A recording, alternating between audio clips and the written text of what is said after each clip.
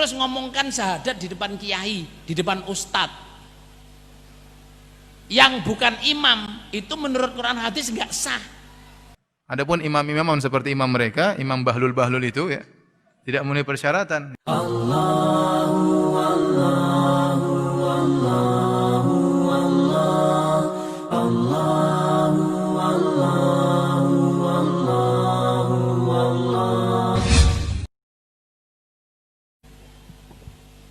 Lah, orang Islam asalnya nggak Islam terus masuk Islam, terus ngomongkan syahadat di depan kiai, di depan ustadz yang bukan imam, itu menurut Quran hadis nggak sah, nggak sah. Soalnya kiai sama ustadz itu bukan imam dan belum tentu ngurusin orang yang baca syahadat ini sampai dia mati atau imam atau ustadznya mati. Ustaz, saya pernah dibaiat pada suatu golongan, dalilnya dengan ayat Al-Mumtahanah ayat 12. Yang mana 12 tadi? Ya. Yang baiat terhadap wanita-wanita ya. Idza ja'akal ya ayuhan nabi, idza ja'akal mu'minat. Wahai nabi, jika datang kepada kalian orang wanita mukminat yang ingin membaiat, ya, maka kita wajib berbaiat kepada imam. Mohon bantahannya Ustaz ya. Ya, imam yang mana dulu ya? Saya bisa jadi imam tidak? Suruh antum baiat sama saya, boleh enggak? Imam ada syaratnya. Adapun imam-imam seperti imam mereka, imam bahlul-bahlul itu ya tidak memenuhi persyaratan ya. Apa imam ya? Imam itu ulatul umur, ati Allah wa ati Rasul wa ulil amri minkum. Taatlah kepada Allah, taatlah kepada Rasulullah dan ulil amri yang memegang urusan kalian. Imam itu ngurusin mereka enggak? Kalau mereka haji di urusan mereka enggak ada haji. Yang haji bukan mereka yang ngurus, yang haji pemerintah Indonesia yang ngurus. Ya. Kalau ada peperangan yang ngurus siapa? Mereka yang ngurus. Mereka aja enggak punya daerah aja enggak ada, mana negeri mereka enggak ada. Mereka numpang di negara Republik apa? Indonesia. Jadi imamnya imam bahlul ya. Terus yang tidak baiat kepada imamnya dianggap kafir. Oh, imamnya mana? Kita sudah dikafir-kafirkan. Kita lihat dulu imamnya mana. Jadi kalau dibuka pintu ini, masing-masing boleh bikin baiat. Saya pun boleh bikin baiat. Saya mau jadi imam. Ngapain bikin kayak gitu? Imam apa kelebihannya? Ilmu tidak ada. Kemudian kekuatan juga tidak ada kekuatannya. Apalagi sebagian mereka hanya ngurusin pajak. Dan banyak orang sudah sadar yang pokoknya tiap sekali dapat harta pajak 10%. 10% wajib untuk menunjukkan kesinambungan, untuk menunjukkan ketaatan. Ya. Zakat enggak pernah diurusin karena zakat cuma 2,5%.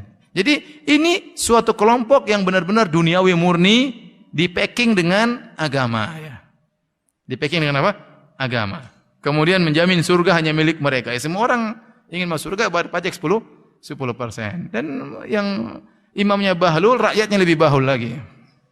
Kasihan. Ngapain bikin kayak gitu? Imam apa kelebihannya?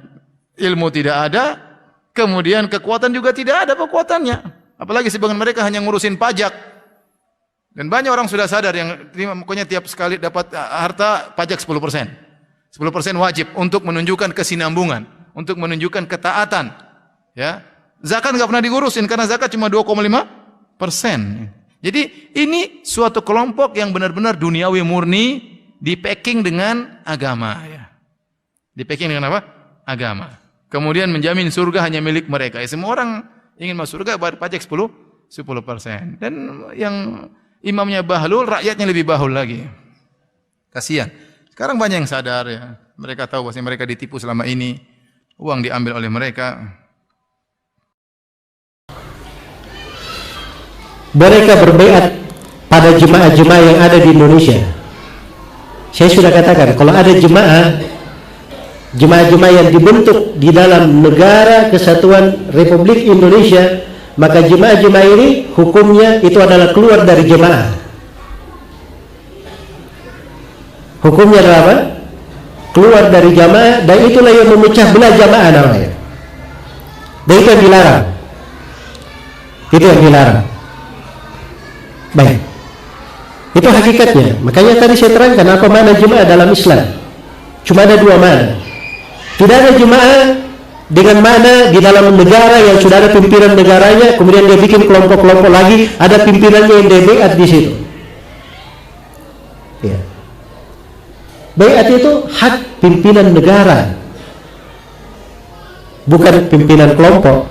Tapi kalau seorang berkumpul dalam sebuah organisasi atau dalam sebuah kelompok kerja hanya sebatas tolong menolong dalam kebaikan dan tidak ada bentuk hizbiyah di dalamnya, maka itu tidak dipermasalahkan. Ya, tapi diberi catatan yang sangat ketat agar supaya berhati-hati dari hal yang bisa membentuk pelanggaran-pelanggaran syariat. Karena berkumpul-kumpul itu dengan pimpinan itu sering mendatangkan pintu-pintu untuk syaitan. Baik.